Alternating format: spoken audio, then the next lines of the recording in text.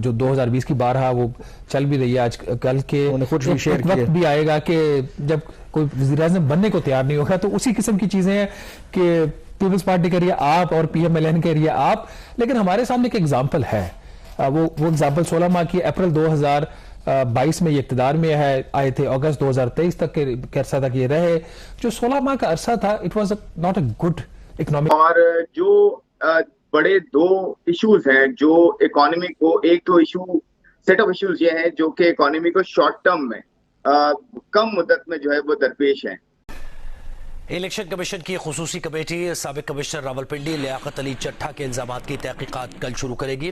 मुस्लिम league नून ने इंतखाबी नताइज तस्लीम ना करना, कमिश्नर लियाकत अली चट्ठा के इल्जामात और सोशल मीडिया पर रिटर्निंग अफसरान के खिलाफ मुहिम को 9 मई पार्ट 2 की नई मनसूबाबंदी करार दे दी।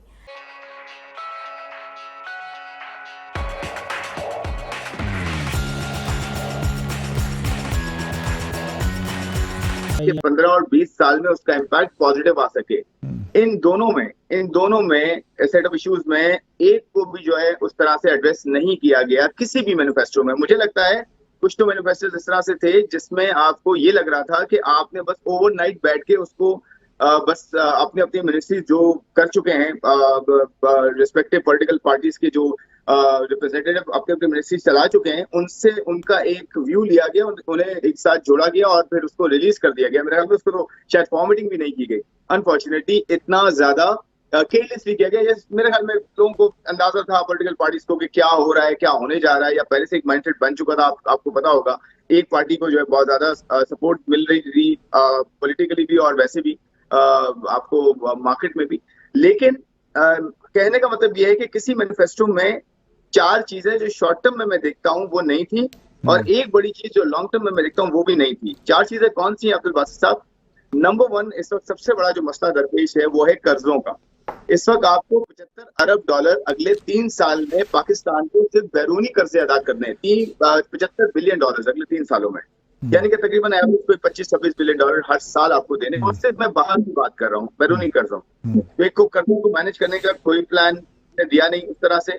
सेकेंडली, एनर्जी का प्रॉब्लम, एनर्जी का सर्कुलर डेट से लेकर आपकी ओवरऑल एनर्जी की मैनेजमेंट के गवर्नमेंट ही बाय करती है, गवर्नमेंट ही सेल करती है, और किस तरह से जनरेट करती है बिजली, कितनी महंगी जनरेट करती है, सस्ती करती है, उस पर टैक्सेस कितने ज्यादा हैं, उसको किस तरह से कम किया जाए, सारे सोल्यूशन मौजूद हैं। लेकिन मैंने देखा नहीं कि एनर्जी का बहुत बड़ा कोई कॉम्प्रिहेंसिव या कोई इतना to the point smart plan हो जो किसी एक ने दिया हो। तो ये दूसरा पॉइंट हो गया।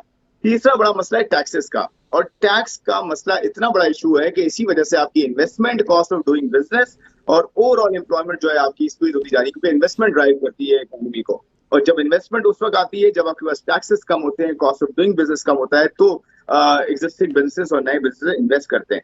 चौथा बड़ा मसला है प्राइवेटाइजेशन या स्टेट ओन एंटिटीज की मैनेजमेंट या उनसे निकलना गवर्नमेंट को, ताकि 1 खरब रुपए का जो लॉस है साल का वो कम किया जाए। और 1 खरब का एडिशनल लॉस एनर्जी का भी है बाय द वे।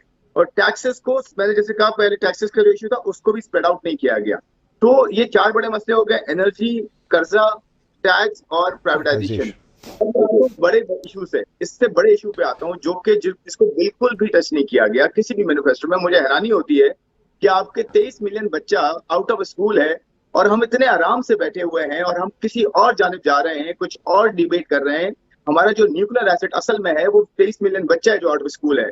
वही हमारी जनरेशन है जो कि आगे आके इस कंट्री को लीड करेगी, और उसकी फिक्र किसी को नहीं है। उसके अलावा जो 25 मिलियन बच्चा इन स्कूल है उसकी अपनी क्या एवरेज कैपेसिटी है। वो तो बेचारा बच्चा 70% बच्चा तो फेल हो रहा है मेजर जो है सब्जेक्ट्स में, मैथ्स और साइंस में। उसके अलावा स्टंटिंग की प्रॉब्लम है। आपकी जो मदर्स हैं, आपकी जो जनरेशन को पालती हैं माएँ हमारी, उनकी आप देखें हालत जार है। और इसके साथ साथ जो बच्चा दुनिया में आया नहीं है, वर्ल्ड बैंक की रिपोर्ट है कि 2047 तक अगर जो है हमने कुछ ना किया हेल्थ और एजुकेशन से रिलेटेड, तो हमारे बच्चे जो आएंगे अगली नस्ल, वो मेंटली जो है वो एवरेज से भी नीचे होगा, दुनिया में कम्पीट ही नहीं कर पाएगा। तो फिर हम इनसे खुर्रम क्या तवक्को रखें, इन पॉलिटिशियन से या इन पॉलिटिकल पार्टी से? फिर हम डेमोक्रेसी क्यों करते रहते हैं सारा वक्त? अगर इनके पास कोई प्लान ऑफ एक्शन ही नहीं है तो let's then have a technocrat, कोई सेटअप हो जाए ताकि अगले 3, 4, 5 साल ये चीज़ों को ठीक कर दे जो फंडम। क्योंकि पॉलिटिशियंस ने तो बहरहाल सियासत की बुनियाद पे फैसले करने हैं, और ये जो फैसले हैं इनको सियासत से बालातर होकर करेंगे तो मईशत कहीं ठीक होगी, और वो किसी के पास इतनी हिम्मत है नहीं कि वो करके दिखाए। तो क्या किया जाए इस सारे मामले में फिर? देखिए, ये बड़ा इंपॉर्टेंट पॉइंट है बासित साहब। देश में आप दुनिया के डिफरेंट अगर पॉलिटिकल मॉडल्स देख लें तो उसमें डेमोक्रेसी इटसेल्फ कोई बुरा मॉडल नहीं है। वो तो कहते हैं ना कि ये लास्ट रिजॉर्ट है, जो कि जो है वो मेरे ख्याल में डेमोक्रेसी से बेहतर जो है वो मॉडल नहीं है। लेकिन इशू मेरा डेमोक्रेसी का नहीं है। मैं ये नहीं कहता कि डेमोक्रेसी का प्रॉब्लम है, मैं ये कहता हूँ डिलीवरी का प्रॉब्लम है। आप चाइना में देख लें, सोशलिस्ट पार्टी जो है वो चलती आई है, या कम्युनिस्ट पार्टी चलती आई है रशिया में, या फिर सिंगापुर में आप मॉडल देखें क्या आया है, कोरियन इकोनॉमीज में देखें, जर्मन में देखें, आप यूरोपियन इकोनॉमीज में देखें, या आज भी जो चाइना का मॉडल चल रहा है, आज भी सिंगापुर का जो मॉडल है, उसने कितना जबरदस्त तरीके से डिलीवर किया है। किसको करेंगे केयर टेकर्स, किसको ब्लेम करेंगे? वो पिछली गवर्नमेंट को करेंगे। हालांकि केयर टेकर्स ने रिलेटिव टर्म्स की मैं बात कर रहा हूं, एक आपको स्टेबिलिटी दी इकोनॉमी के अंदर रिलेटिव टर्म्स। उसकी वजह क्या थी कि आईएमएफ का प्रोग्राम था, वो चलता रहा, वो रुका नहीं। तो आईएमएफ के प्रोग्राम को खराब करने का जो सबसे बड़ा जो इल्जाम जा रहा है वो पीडीएम की गवर्नमेंट के ऊपर जा रहा है। विद इन पीडीएम गवर्नमेंट वो पीएमएलएन के ऊपर जा रहा है, और विद इन पीएमएलएन जो रूलिंग फैमिली है पीएमएलएन की, उसके अंदर डिविजन्स को जा रहा है। ठीक है, ये आपको मैं बहुत बड़ी बात कह रहा हूं। उसके साथ ही ये जो कुछ भी हो रहा था, इसका जो भी रिस्पॉन्सिबल था, रूलिंग फैमिली थी, पीएमएलएन थी, एज अ होल पीडीएम थी, पाकिस्तानी अवाम को क्या मिला? हम किधर बढ़ रहे हैं?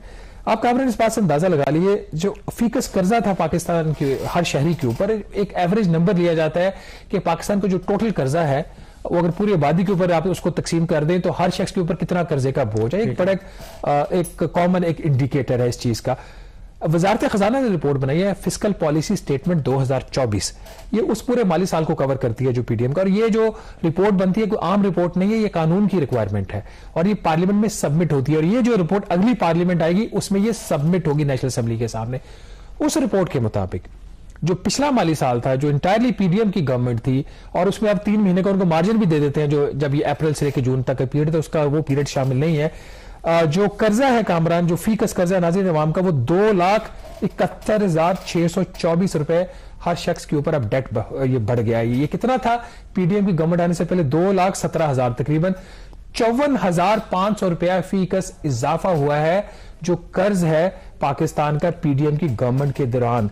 ये बहुत बड़ा नंबर। उसमें जो इजाफे की रफ्तार है वो 25% है, 1/4 इजाफा किया है उस बोझ में जो पहले अवाम के ऊपर था, उसमें मजीद 1/4 उसमें इजाफा किया पीडीएम की गवर्नमेंट में। अब इसके अंदर भी सिर्फ एक नंबर से इसकी रेलेवेंस बताऊंगा, इसका मतलब क्या है।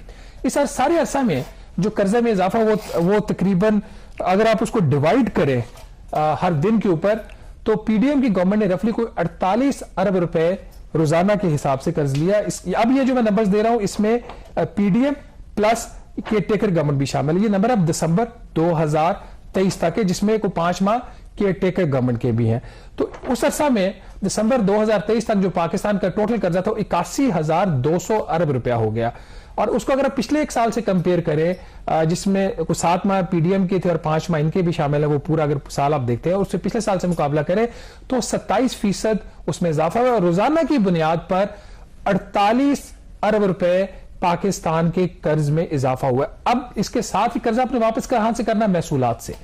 जो इस साल का हदफ है एफबीआई की टैक्स कलेक्शन का, वो कोई 9400 अरब रुपया है।